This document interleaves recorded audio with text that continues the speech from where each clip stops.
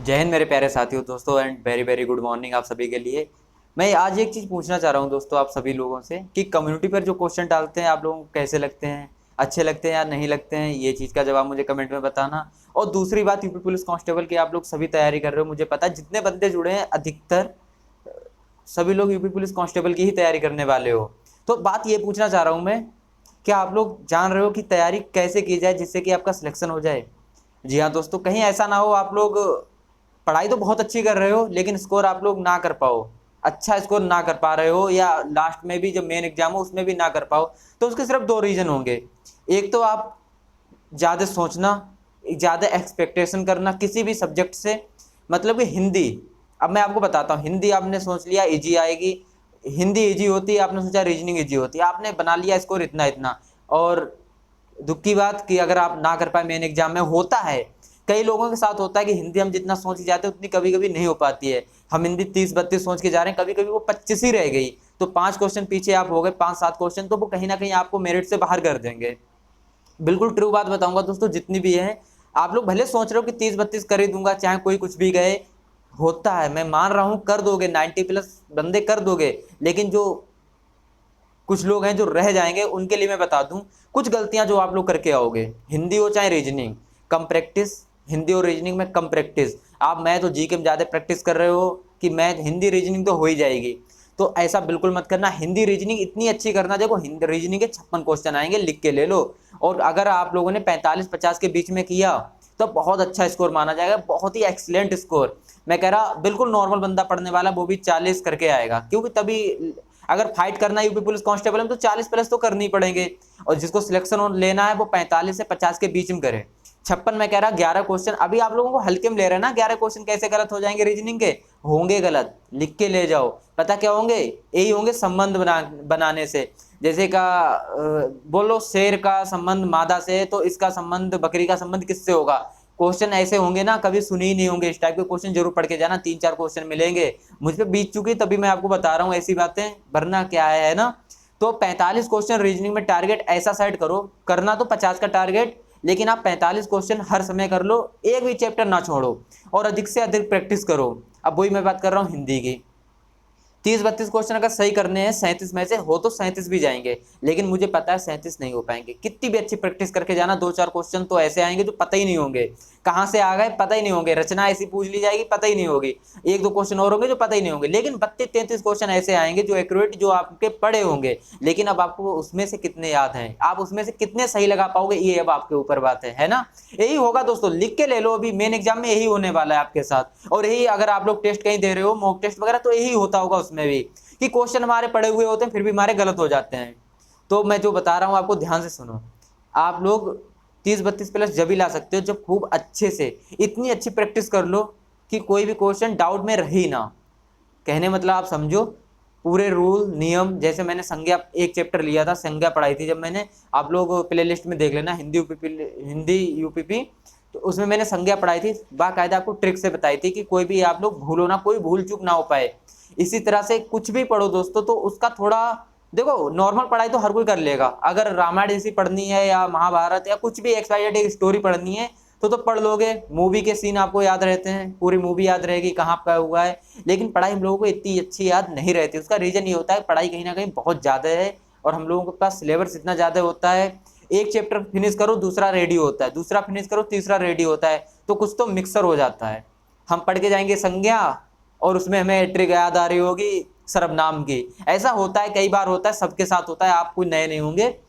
तो बस मैं यही कहना चाह रहा हूं दोस्तों, हिंदी 30-32 चूक हो ना पाए, हिंदी में चूक होनी नहीं चाहिए आपसे। 30-32 मैं कह रहा हूँ, 30+ मान लो, 30 मान लो, 45 आपके रीजनिंग में बिल्कुल लो मान रहा हूँ, 75 नंबर यहाँ पर बढ़ रहे हैं आपके। और मैथ में मैं कह रहा हूँ मुश्किल से 7 या 10 क्वेश्चन, इतना इजी आएगा, मैथ के 2 क्लासेस दिए प्ले लिस्ट में देख लेना, इतना इजी आएगा कि 10 क्वेश्चन आप लोग करके आओगे। रीजनिंग से भी इजी आता है मैथ, रीजनिंग भले अटका दे लेकिन मैथ बहुत आसान आएंगे क्वेश्चन, याद रखना ये चीज, ठीक है ना।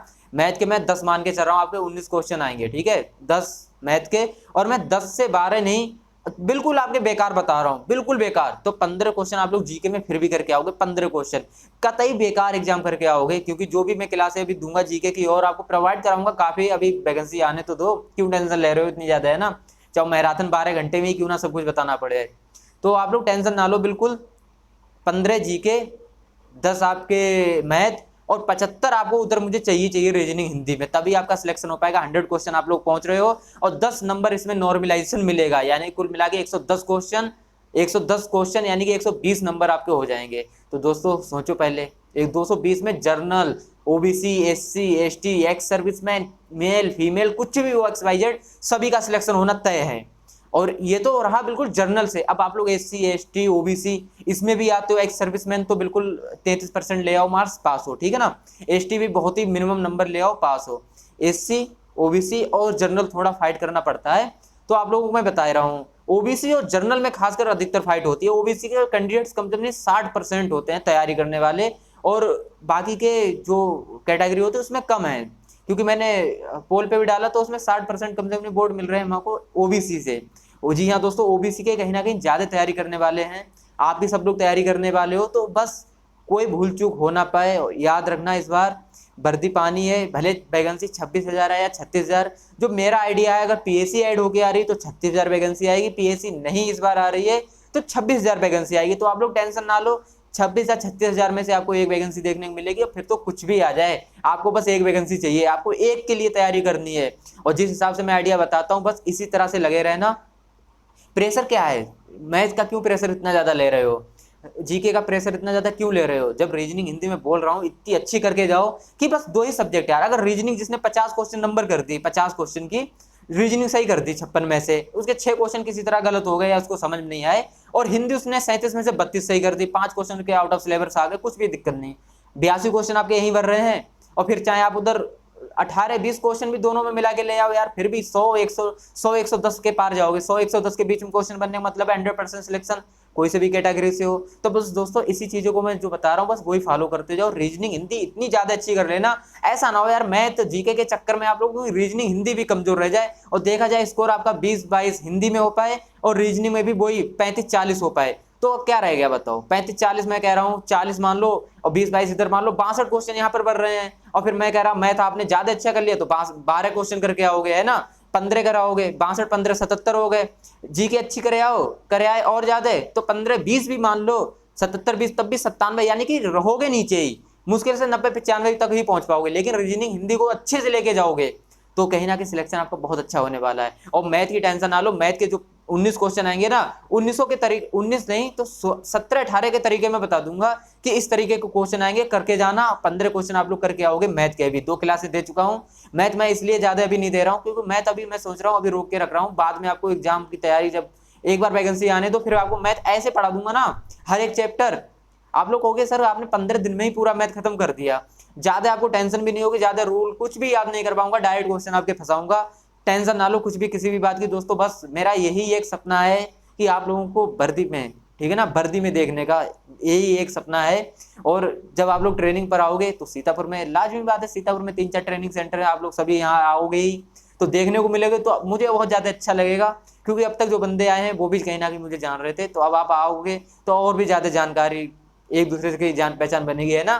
ठीक है दोस्तों, फिलहाल इस वीडियो में इतना ही, चलते हैं। जय हिंद। और रणनीति कोई अच्छी सी बनाओ, टाइम टेबल बनाओ, सुबह शाम दोपहर का जैसे भी बनाओ, अच्छे से पढ़ाई करो। इस बार वैकेंसी लेनी ही है, वैकेंसी की टेंशन मत लो। अभी नहीं आई है तो क्यों बार बार एक क्वेश्चन करते हो वैकेंसी नहीं आई है, आएगी वैकेंसी आएगी मित्र। वैकेंसी इस महीने नहीं तो नेक्स्ट मंथ आएगी, नेक्स्ट नहीं तो उससे अगले महीने आएगी। वैकेंसी को आना है, एग्जाम भी करवाना है उनको, सब काम होगा, बस आप लोग टेंशन ना लो। 1-2 महीने डिले ही सही, लेकिन होगा सब कुछ, ठीक है ना। चलते हैं, फिलहाल इस वीडियो में इतना ही। जय हिंद। और हाँ, वीडियो पसंद आए तो लाइक करना, दोस्तों के साथ शेयर करना, और जो चैनल नए हो वो सब्सक्राइब जरूर करना।